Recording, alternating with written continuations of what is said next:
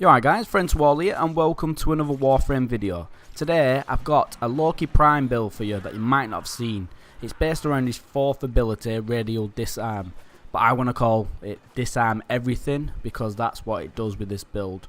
We'll get into the build in a little while, but first I'd just like to explain that it was only really a joke that I did this video, but actually using it in mission, it's really strong. It's really good at helping your team members and all the enemies within the radius, which is based on your ability range. You take the weapons off, so they run towards you with a melee weapon, effectively becoming corrupted butchers or melee unit of whatever faction. So without further ado, let's jump into the build and I will show you the setup. Right guys, so I've jumped into the simulacrum, so let's jump into the build real quick and I'll show you the mod setup. This is only a one former build, so it's really cheap. So and I've still got 12 capacity. So I've gone for corrosive projection, which you can go with any. Cunning drift is mainly for the ability range. I've gone for prime floor, but you can use a normal floor. I've gone for fleeting expertise for the efficiency. Duration doesn't matter. I've done streamline 15%, which maxes it out. I've got vitality. Rage, it converts 40% of damage and health to energy because energy is really important. I've gone for overextended, which is again important for the range. Stretch, really important for the range. And irradiating disarm augment, which it doesn't really matter, but I just stuck it on because he had a spare slot. So that does give me 40% duration, which doesn't matter. I've got max efficiency, max range, and 40% strength, which doesn't matter again. Energy is 613, and health is 555. So yeah, you've seen the build. Let me just jump. Oh, actually, let me just jump into the abilities. Let me just show you. So Radial Disarm. So it's got a radius of 50 meters.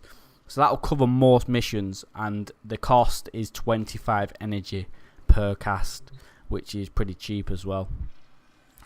So let's jump. Yeah, let's get some corrupted bombards in. I'll spawn in a couple of them. Go invincible so I don't get one tapped. So basically, put your 4th ability down, and these become basically corrupted butchers, and because of the radiation proc, they started to fight each other. So as long as you don't get too close, at high level anyway, you're not going to die. But you can just sit here and just pick them off at will, which turns the more formidable enemies into pretty much wimps, and you can just pick them off and you're not that scared of them anymore.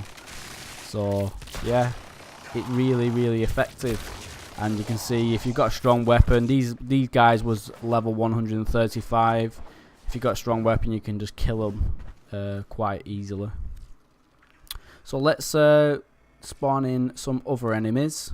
Shall we do? Tell you what, let's do some heavy gunners. Because I always think it looks funny when you've got heavy gunners. I'll do 20 of these. When you've got heavy gunners running around with these tomahawk melee weapons, it's quite funny. But it demonstrates the ability range here, so basically it's pretty much took every single gun off the whole 20 in this full simulacrum. So they're pretty much running at you like corrupted butchers. They can't really do anything to you at range, and they're fighting each other again because of the radial disarm, the augment. But as you can see, I got one tap there, so definitely don't do that and don't get too close. But in a situation like this, you can pretty much just pick them off at will, and just absolutely wreck. If you haven't seen the build for the Phantasma, which I'm using now, then please check out my video. It's a really strong shotgun, and you won't be disappointed. And it's only a 2-former build, so it's not going to take that much time or that much resources to do. So yeah, again, like I said before, it's really strong. It's really helpful in game. I really suggest you build it this way. I know most people use Loki Prime or Loki for the invisibility ability, and that's really strong, and that's my go-to as well. But I thought I'd try something different, and it turned out that it was really strong little ability. So yeah guys, that's pretty much it for today guys. So I hope you enjoyed the video. I hope you enjoyed this build.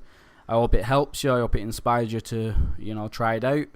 If you want to see anything else, or any other build, or any weapon that you want me to cover, then please put it in the comments section and I will happily have a look at it. So yeah, thanks for watching guys.